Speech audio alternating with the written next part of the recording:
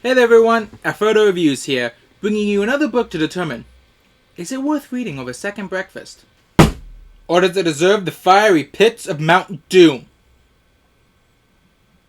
So let's decide. Today's book is from a realm of dark cosmic horror, from a franchise known for its extreme body horror and deep psychological tormenting of the character. Personally, I never got into the game series myself, but apparently it's being remade lately in a remaster. I guess they thought there was too much dead space between entries in the franchise.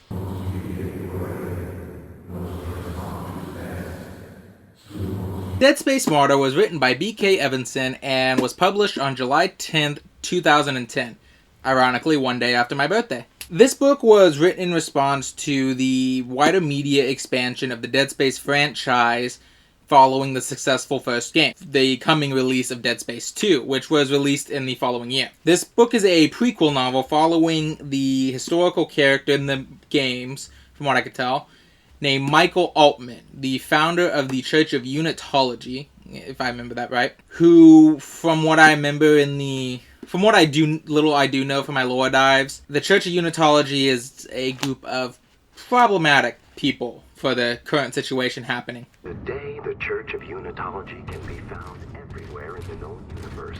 Its message is just as strong and relevant today as it was when Altman first revealed it.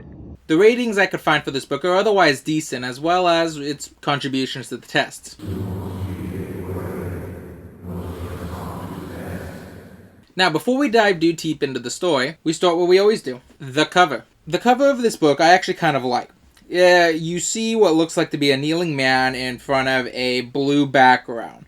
He's covered in blood red symbols, which you learn later on is drawn with actual blood. And behind him you can just make out the vague outline of the marker in the blue, along with what looks to be, I don't know if this is supposed to be the hallways of the science station they work at, or the bathysphere this scene is depicting. But one thing I do like about this is an actual scene from the book itself given life with art. And that's one of those things I think, some books should always do, because you're giving a visual identification to the scenes that are currently happening. Now on the back, it's just a repeat of the previous image, where you can just make out the vague outline of praise on the upper left, just above the synopsis, and it also has the synopsis itself. So, you know what?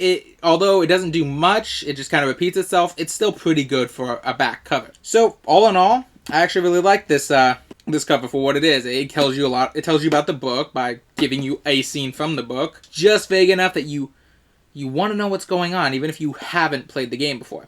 And the back does a little bit more of the same, with a vague enough synopsis that it doesn't spoil anything. Now onto the story. For those of you who didn't watch my TBR, I've already read the back of the book, although the synopsis of this was rather vague in comparison to the others. And while I do like that, it does give you a basic idea of what it's about, but I'm going to go a little bit more into it so you have some context about what I like and don't like in the following parts of the review. Now, this book follows what I said, a historical figure within the Dead Space lore. A character named Michael Altman, who was, from what I could find, the founder of the Church of Unitology within the game. However, in this book, he's actually a scientist who gets wrapped up in the events of the story. Him and a group of other scientists in the Yucatan Peninsula, I think that's how you pronounce it. I'm not good with foreign names. But this peninsula, and they notice that a gravitational anomaly has appeared deep in the ocean, and a crater has formed, and there's this strange pulse that seems to be coming out of it. Altman is one of the few scientists who thinks that they should go keep investigating this, only to be met with a dark, shadowy government corporation, like this is kind of cyberpunk-ish, that is trying to keep this as quiet as possible, only they can't. Yeah, that's pretty much all I need to say about this. Most of you who know anything about Dead Space knows that where it eventually goes from there. I don't know, something's in the room with us.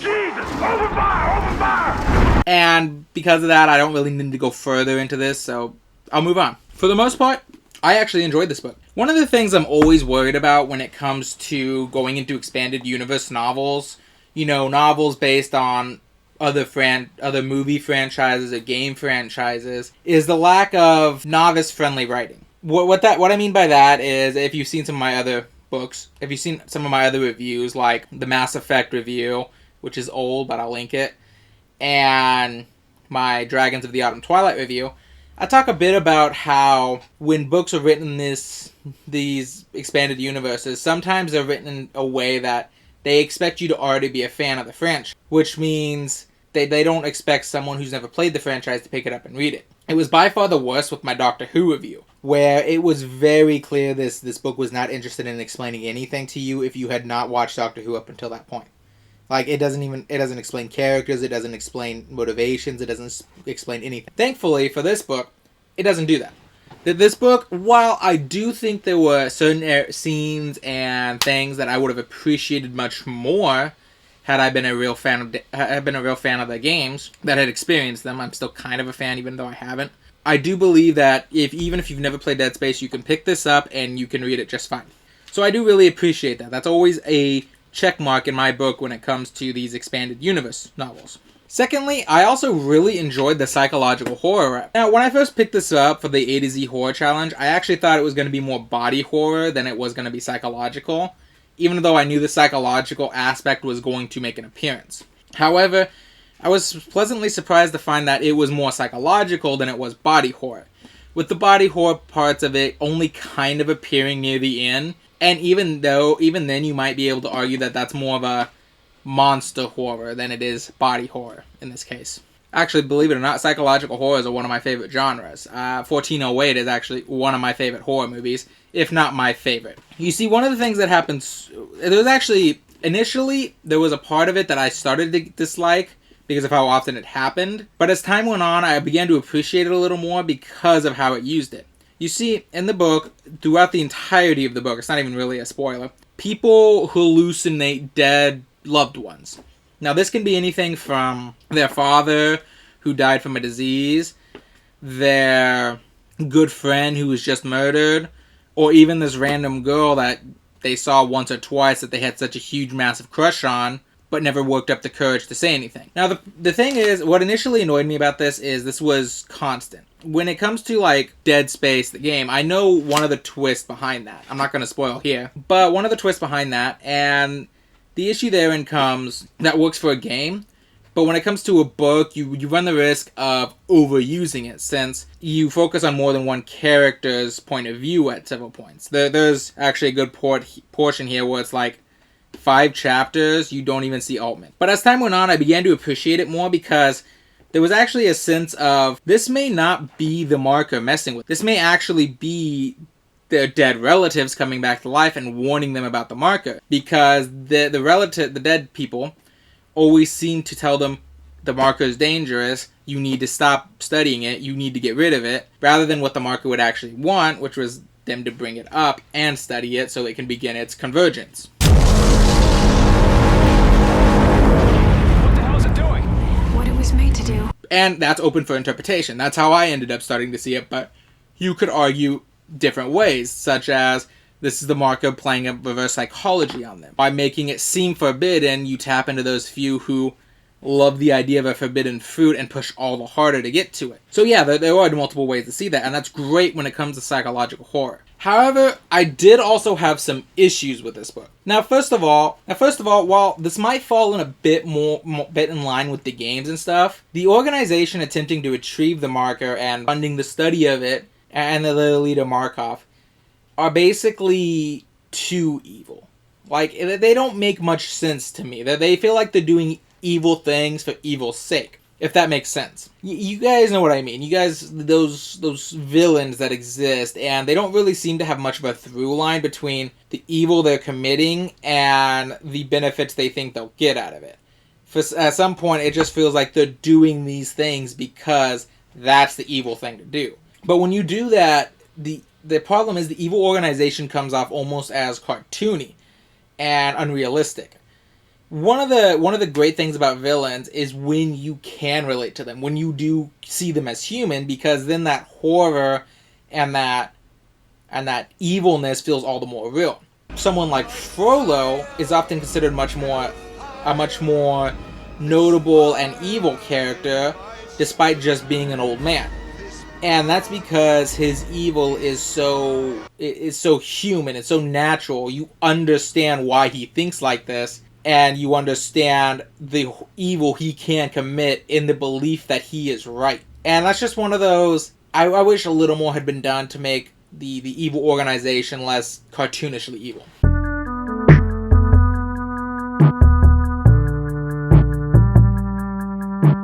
Another small issue I had is that if you want Michael Altman or one or two of the other major characters that get focused on, you really don't have much personality in this book. And this becomes most egregious near the end when, the necromorphs stop popping up and killing everything. The issue with that lies in that it's not a very tense scene because all these people that Altman worked with and knew, while they're being killed, you as the reader don't have much of a reason to be sad or tense. These guys don't really have much of a personality beyond when they move the plot forward. And those few people who did get these big personalities, who did get characterization, typically ended up dying a few chapters later at most. And I call that the Walking Dead effect back when I was big into Walking Dead. It was one of the surest signs that a character was going to die in that series was a few episodes start focusing on their character and who they are as a person. And the moment I saw that, I'm like, oh, he's dead. But one of the problem with that is, apart from Altman, Markov, and a couple people who die before the big necromorph reveal, there's really no one else that you can talk about. A good example is this book actually starts from the point of view of a native boy named Chava, who discovers what looks like is sort of like a proto-necromorph on the beach, where his village has to come together and burn it. However, despite Chava getting several chapters to himself, and despite him making a reappearance later, like at least twice when Altman is more the main character, I don't think I can actually tell you anything about Chava as a character. He exists to push the plot along, but nothing else. He doesn't feel like he exists outside of that. In fact, I kind of forgot Chava existed until he popped back up, despite the book starting with him. And that's just one of those, like I mentioned in Death Troopers, in a horror, you have to have likable characters for the suspense and tension of the horror coming in to matter much. Because if you don't, when people are dying and it doesn't matter, it's just read across the screen, effectively. Despite all that, ultimately, I think I'd give the book a 7 out of 10. It's not something I'll be singing the praises of, and personally, I do think that a fan of the book a fan of the franchise is probably going to enjoy this far more than I did. But at the same time, it was still pretty good. There were still things I did like a lot about it that I liked way more than I disliked what I disliked about it. And, yeah, it was pretty close to an 8 out of 10. Just those things I did dislike were just enough to bring it down, effectively. I would personally recommend this to anyone looking for a good psychological horror or who's really into Dead Space as a franchise. Oh, heck, even if you just like sci-fi horror, to be honest. I think I'm getting tired of all this undeath in my novels. First, it was Death Troopers with zombies. And then it was Dead Space with the necromorphs, which are technically zombies, because the corpses risen up in the life of undeath to hunt the living. No, you know what? I think I need to lodge a complaint about this. Someone get me the Lord of the Dead. But until then, remember, with every book comes an adventure, and every adventure's worth having. Even the sickening ones.